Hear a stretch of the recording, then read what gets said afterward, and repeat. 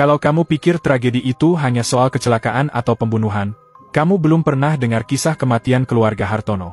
Tahun 1990, 4 anggota keluarga kaya raya ditemukan tak bernyawa di rumah mereka, tanpa satu pun luka. Hingga kini, penyebabnya masih jadi misteri. Tapi katanya, mereka belum benar-benar pergi.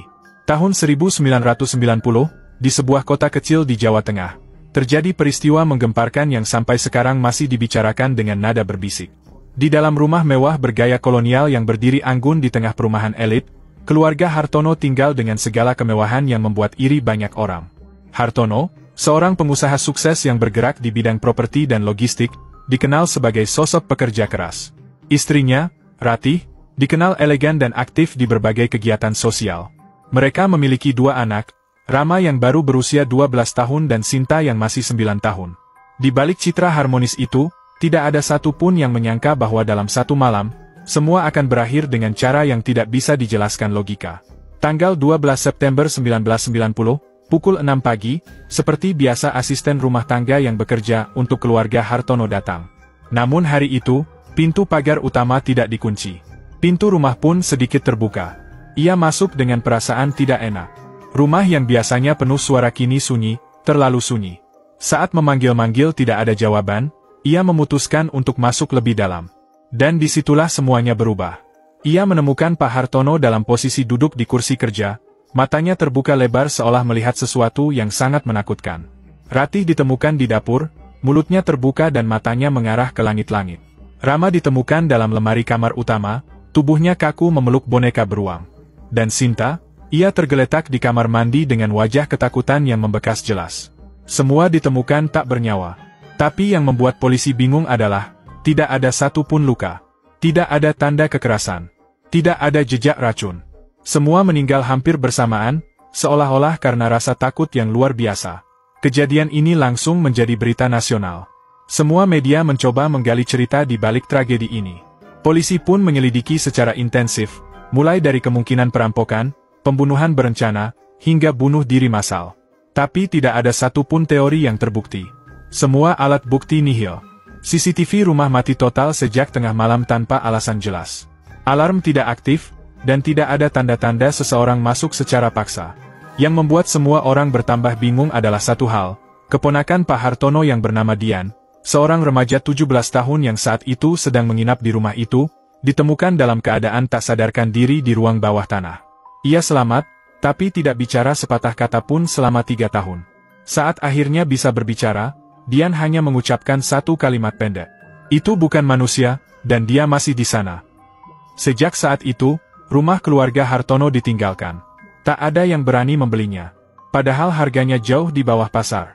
Warga sekitar mulai melaporkan hal-hal aneh.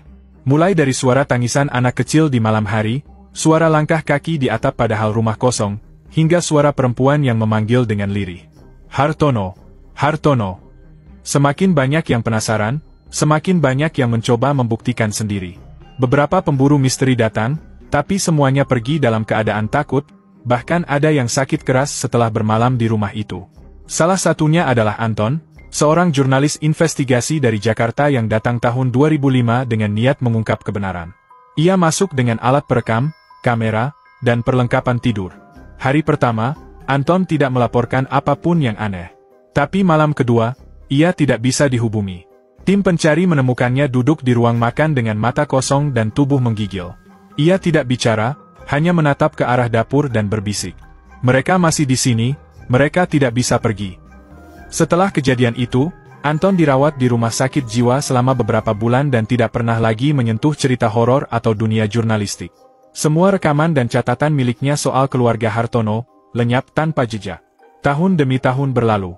Rumah itu makin menyeramkan dengan cat mengelupas, jendela pecah, dan semak-semak menutupi pintu utama. Tapi satu hal yang aneh, lampu ruang tamu kadang menyala sendiri setiap malam Jumat Kliwon. Padahal rumah itu sudah lama diputus aliran listriknya. Twist dari cerita ini muncul tahun 2020. Dian, satu-satunya yang selamat, yang kini sudah dewasa, mengunggah sebuah video pendek di media sosialnya. Ia tampak kurus dan lelah, dengan mata sembab. Dengan suara pelan, ia berkata, "Aku sudah ingat semuanya.